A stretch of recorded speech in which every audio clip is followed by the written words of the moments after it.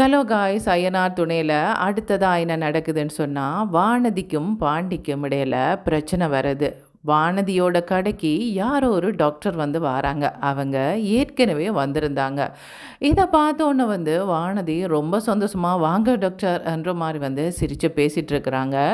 இதை பார்த்தவங்க யாரோ பாண்டிக்கு அந்த கடையில் நின்றே ஃபோன் பண்ணி சொல்கிறாங்க, எங்கே பாரு பாண்டி, நீ வேறு கடன் வாங்கி அந்த பொண்ணுக்கு கடை ஆரம்பித்து கொடுத்துருக்குற. ஆனால் அந்த பொண்ணு என்ன பண்ணிகிட்டு இருக்குதுன்றதை இங்கே வந்து பார்த்தா உனக்கு புரியும் என்ற மாதிரி வந்து சொல்கிறாங்க. என்ன, அவள் கடையில் தானே நிற்கிற என்ற மாதிரி வந்து சொல்கிறாங்க பாண்டி. ஆமாம், கடையில் தான் நிற்கிறாங்க, ஆனால் வேறு யாரோ ஒரு பையனோட பேசிகிட்டு இருக்கிறாங்க என்ற மாதிரி வந்து சொல்கிறாங்க. இங்கே பாருங்கள், கடைக்கு வந்து நிறைய கஸ்டமர் எல்லாம் வருவாங்க. தனியாக பெண்கள் தனியாக தான் வருவாங்களா, ஆண்களுமே வருவாங்க தானே, அதையெல்லாம் நீங்கள் எதுக்கு பார்த்துட்ருக்குறீங்க என்ற மாதிரி வந்து சொல்கிறாங்க. இல்லைப்பா, ஒரு டாக்டர் எப்போ பார்த்தாலுமே வானதியோட சிரித்து சிரித்து பேசிகிட்டு இருக்கிறாங்க.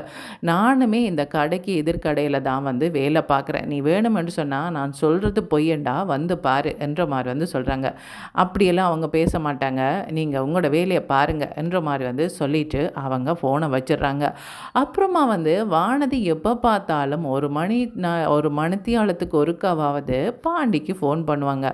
என்ன வானதி இன்றைக்கி ஃபோனே பண்ணலையே என்ற மாதிரி வந்து பாண்டி பார்க்குறாங்க. சரி பரவாயில்லை, கடையை பூட்டினதுக்கு அப்புறமா வானதியோட கடைக்கு போகலாமன்னுட்டு அவங்க போகிறாங்க.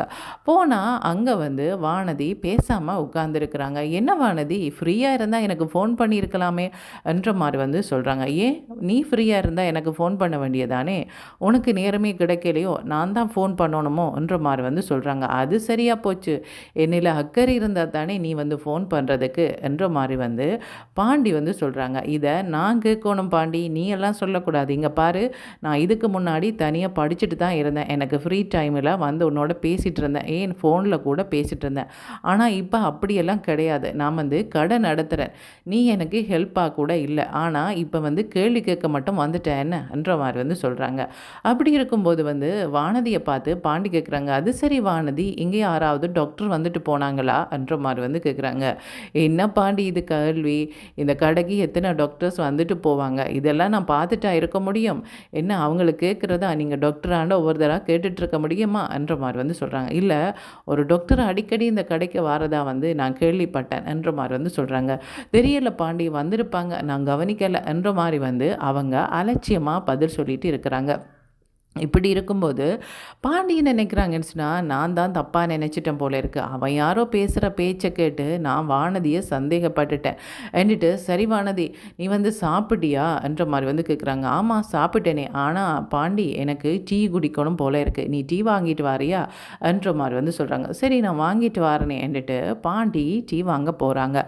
அந்த டீ கடைக்காரங்க கேட்குறாங்க, என்ன பாண்டி, நான் சொன்னதை கேட்டிங்களா என்ற மாதிரி வந்து கேட்கும்போது, என்ன கேட்கணும், அதுவா, நான் கேட்டேனே, அங்கே அந்த மாதிரி யாருமே வரலையே, என்ன நீங்கள் ஏன் இந்த மாதிரி மற்றவங்க என்ன பண்ணுறாங்கன்றதை பார்த்துட்ருக்குறீங்க, உங்களுக்கு வேலையே இல்லையா என்ற மாதிரி வந்து கேட்குறாங்க. இல்லை பாண்டி, உன்னோட நல்லதுக்கு தான் சொல்கிறேன், அப்புறமா உன்னோட இஷ்டம் என்ற மாதிரி வந்து அவங்க சொல்லிடுறாங்க. என்னடா இது, இவங்க திரும்ப திரும்ப இதை பற்றியே பேசிகிட்ருக்குறாங்க என்றிட்டு அவங்க டீ வாங்கி கொண்டு போய் வானதிகிட்ட கொடுக்குறாங்க. கொடுத்ததுக்கப்புறமா வானதியோட ஃபோனுக்கு வந்து யாரோ கால் பண்ணுறாங்க. இவங்க டாக்டர்ன்ட்டு தான் அந்த நேமை சேவ் பண்ணி வச்சுருக்குறாங்க. யார் வானதி என்று கேட்கும்போது, யாரா, இந்த டாக்டர் தான், இவங்க அடிக்கடி ஃபோன் பண்ணிகிட்டே இருப்பாங்க, இவங்களுக்கு வேறு வேலையே இல்லை போல இருக்குது, இன்றைக்கே பாண்டி ஒரு 4-5 தரம் ஃபோன் பண்ணியிருப்பாங்க. ஆமாம் என்னவா, எதுக்கு ஃபோன் பண்ணுறாங்க, சும்மா தான், சும்மா பேசிகிட்டு இருப்பாங்க, எங்கள் கடைக்கு வந்து பழக்கம் இல்லையா, அதனால் பேசிகிட்டு இருப்பாங்க. என்ன வானதி, அவங்க பேசுகிறாங்கண்டா நீ பேசணுமென்ற அவசியமே இல்லையே, எதுக்கு நீ பேசுகிற, ஏதாவது தேவை இருந்தால் பேசலாம், சும்மா எதுக்கு பேசுகிற, அவங்களுக்கு இதுக்கு முதலே ஒன்று அவங்களுக்கு தெரியுமா அல்லது உனக்கு தெரியுமா என்ற மாதிரி வந்து கேட்குறாங்க. இல்லை பாண்டி, இந்த கடையை ஆரம்பித்ததுக்கப்புறமா தான் எனக்கே தெரியுமா, கடையை ஆரம்பித்து ஒரு வாரம் கூட ஆகலை, அதுக்கிடையிலே அவங்க இதுக்கு அடிக்கடி ஃபோன் பண்ணிகிட்ருக்குறாங்க, நீ இனிமேல் ஃபோன் பண்ணினா ஆன்சர் பண்ண வேண்டாம் என்ற மாதிரி வந்து சொல்கிறாங்க. இது வந்து வானதிக்கு பிடிக்கல. என்ன பாண்டி, என்னை சந்தேகப்படுறியா, என்னோடய ஃபோனுக்கு யாருமே கால் பண்ணக்கூடாதா, ஏன் உன்னோட கடைக்கு வந்து யாருமே வந்து உனக்கு வந்து ஃபோன் பண்ணி பேசுகிறது இல்லையா, உனக்கு வந்து யாருமே ஃபோன் பண்ணி இந்த மாதிரி பேசுனது இல்லையா என்ற மாதிரி வந்து சொல்கிறாங்க. வானதி இங்கே பாரு, என்னட்ட யாராவது பைக் பைக் கொண்டு வந்து தந்தா அந்த பைக் வந்து திருத்தியாச்சா இல்லையாண்டு ஃபோன் பண்ணி கேட்க தான் செய்வாங்க என்ற மாதிரி வந்து சொல்கிறாங்க. ஆமாம், அதே மாதிரி இப்போ நான் கடை வச்சுருக்கிறேன் இல்லையா, ஏதாவது மருந்து மாத்திரை தேவை என்று சொன்னால் ஃபோன் பண்ணி கேட்க மாட்டாங்களா? இந்த மருந்து உங்கள்கிட்ட இருக்காண்டு கேட்க மாட்டாங்களா? இதில் என்ன தப்பு இருக்குது என்ற மாதிரி வந்து சொல்கிறாங்க. இப்படி சொன்னோன்னே பாண்டி சொல்கிறாங்க, இங்கே பாரு வானதி, ரொம்ப ஓவராக போயிட்டுருக்குற. இங்கே பாரு, நான் பேசுகிறதுக்கு திரும்ப திரும்ப பேசுகிறது தான் உன்னோட வேலையாக இருக்க ஒழிய கடையில் கவனம் செலுத்துகிற மாதிரி எனக்கு தெரியலைன்ற மாதிரி வந்து சொல்கிறாங்க. அப்படியா? அப்படின்னு சொன்னால் நீயே வந்து கடையில் நாளைக்கு நிற்க வேண்டியதானே, நின்று பாரு, நான் வந்து கவனமாக இருக்கிறேன்னா இல்லையாண்டதை கடையில் நின்று பாரு என்ற மாதிரி வந்து சொல்கிறாங்க. என்ன பாண்டி நீ இப்போ தான் வந்து ஹெல்ப் பண்ணுறதை காணலை, இப்போ வந்து இந்த மாதிரி பேசுகிறதுக்கு தான் வந்தியா, இதுக்கு தான் இங்கே வந்தியா, நீ போன்ற மாதிரி வந்து பேசுகிறாங்க. அப்படி பேசி ஒரு 5 நிமிஷம் கூட ஆகலை, அந்த டாக்டர் நேரவே கடைக்கு வராங்க. என்ன வானதி, ஃபோன் பண்ணால் ஒரு 2 நிமிஷம் பேசிவிட்டு ஃபோனை வச்சிடுறீங்க, மற்ற நேரத்தில் எல்லாம் வந்து ஒரு அரை மணி நேரமாவது பேசுவீங்க, இதுக்கு ஃபோனை வச்சிங்கன்ற மாதிரி வந்து கேட்குறாங்க. இப்படி கேட்டோன்னா பாண்டிக்கு பயங்கர கோபம் வந்துட்டுது. இவங்க வானதி அடிச்சிடுறாங்க. அடித்தோன்னா அந்த டாக்டர் கேட்குறாங்க, எதுக்கு அடிக்கிறீங்க அவங்கள, அவங்க ஃபோன் பண்ணதில் என்ன தப்பு இருக்குது, இது அவங்க ஃபோன் பண்ணாங்களா உங்களுக்கு அல்லது நீங்கள் ஃபோன் பண்ணீங்களான்ற மாதிரி வந்து கேட்குறாங்க. நானுமே ஃபோன் பண்ணுவேன், அவங்களுமே ஃபோன் பண்ணுவாங்கன்ற மாதிரி வந்து சொல்கிறாங்க. இதை கேட்டோன்னே பாண்டிக்கு பயங்கர கோவம் வந்துட்டுது. இங்கே பார் வானதி, நான் ரொம்ப கஷ்டப்பட்டு கடன் வாங்கி தான் இந்த கடையை ஆரம்பித்து தந்திருக்கிறேன். இந்த மாதிரி மற்றவங்களுக்கு ஃபோன் போட்டு பேசிகிட்டு இருக்கிறது கொண்டு நான் கடையை ஆரம்பித்து தரலை. உன்னால் கடையை நடத்த முடியாதுண்டா சொல்லு, கடையை வேறு யார்கிட்டையாவது கொடுத்துட்டு நான் கடனை அடைச்சிட்டு போகிறேன் என்ற மாதிரி வந்து சொல்கிறாங்க. என்ன பாண்டி இப்படி பேசுகிற, எங்கே போகிற பாண்டி, நில்லு என்ற மாதிரி வந்து சொல்கிறாங்க. பாண்டி நிற்கவே இல்லை, பேசாமல் போயிடுறாங்க. இப்படி போனதுக்கப்புறமா வானதி வந்து அந்த டாக்டரை பேசுகிறாங்க.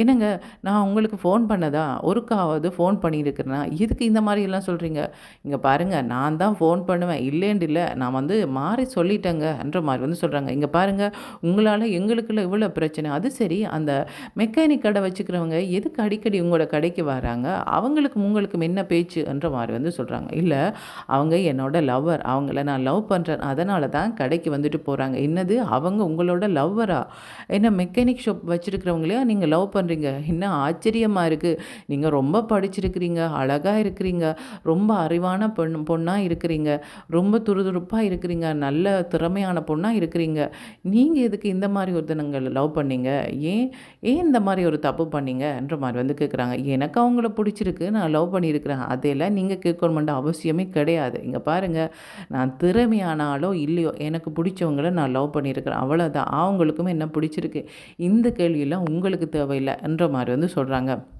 இல்லைங்க, நீங்கள் இதை நினச்சி கண்டிப்பாக ஃபீல் பண்ணுவீங்க, நீங்கள் வந்து இந்த மாதிரி ஒரு ஷாப் நடத்துகிறீங்க, ரொம்ப படிச்சிருக்கிறீங்க, உங்களை போல ஒரு படித்தவங்களை வந்து நீங்கள் லவ் பண்ணியிருக்கலாமே, என்னங்க நீங்கள்ன்ற மாதிரி வந்து சொல்கிறாங்க.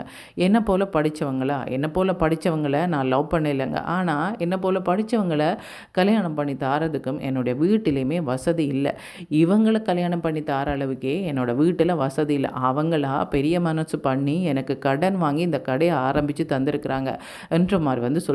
என்னது, இந்த கடையை ஆரம்பிக்கிறதுக்கெல்லாம் கடன் வாங்கினாங்களா? ஆமாம், எவ்வளவு கடன் வாங்கினாங்க? 2 லட்சம். 2 லட்சம் கூட இல்லாதவங்களையா நீங்கள் லவ் பண்ணியிருக்கிறீங்க என்ற மாதிரி வந்து சொல்லும்போது வானதிக்கு கோபமாக வந்துட்டுது.